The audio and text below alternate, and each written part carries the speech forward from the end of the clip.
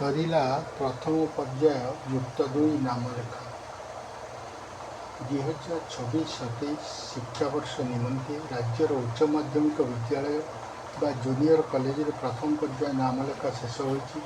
ଏହି ପର୍ଯ୍ୟାୟରେ ଯୋଗ୍ୟ ବିବେଚିତ 4,29,219 ଜଣ ଛାତ୍ରଛାତ୍ରୀଙ୍କ ମଧ୍ୟରୁ 3,82,835 ଜଣ ନାମ ଲେଖାଇଛନ୍ତି।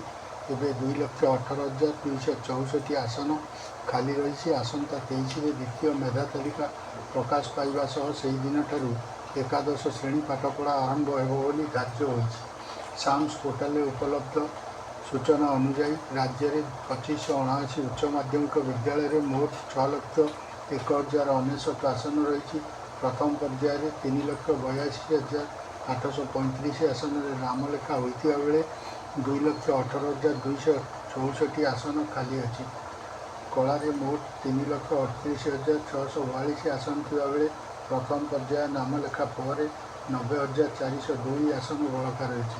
ସେହିପରି ବିଜ୍ଞାନରେ 87,167, ବାଣିଜ୍ୟରେ 25,943, ସଂସ୍କୃତରେ 8,422 ଓ ଧନ୍ଦାମୂଳକ ଶିକ୍ଷାରେ 6,330 ଆସନ ଖାଲି ପଡ଼ିଛି।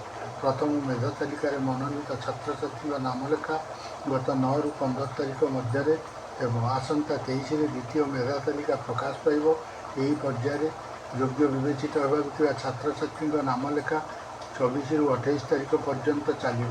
ପରେ ସ୍ପଟ୍ ନାମଲେଖା ହେବ। ଅପରପକ୍ଷେ 2026-27 ଶିକ୍ଷାବର୍ଷରୁ ରାଜ୍ୟ ସରକାର ଜ୍ଞାନୋଦୟ ଶିକ୍ଷାରୁ ସମୃଦ୍ଧି କେଜିରୁ ପିଜି ନିଃଶୁଳ୍କ ଶିକ୍ଷାଦାନ ଯୋଜନା କାର୍ଯ୍ୟକାରୀ କରିଛନ୍ତି।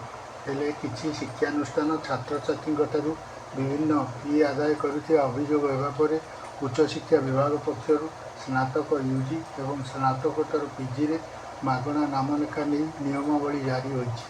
କିନ୍ତୁ ବିଦ୍ୟାଳୟ ଏବଂ ଗଣଶିକ୍ଷା ବିଭାଗ ଅଧୀନରେ ଆସୁଥିବା ଯୁକ୍ତ 2 ଶ୍ରେଣୀ ପାଇଁ ଏପର୍ଯ୍ୟନ୍ତ ନିୟମାବଳୀ ଜାରି କରାଯାଇନି। ନାମଲେଖା ସମୟରେ ଛାତ୍ରଛାତ୍ରୀଙ୍କଠାରୁ ଫି ଆଦାୟ ନ କରିବାକୁ ବିଭାଗ ପକ୍ଷରୁ ନିର୍ଦ୍ଦେଶ ଦିଆଯାଇଥିବା ବେଳେ ବିସ୍ତୃତ ନିୟମାବଳୀକୁ ଶିକ୍ଷାନୁଷ୍ଠାନ କର୍ତ୍ତୃପକ୍ଷ ଅପେକ୍ଷା କରିଛନ୍ତି।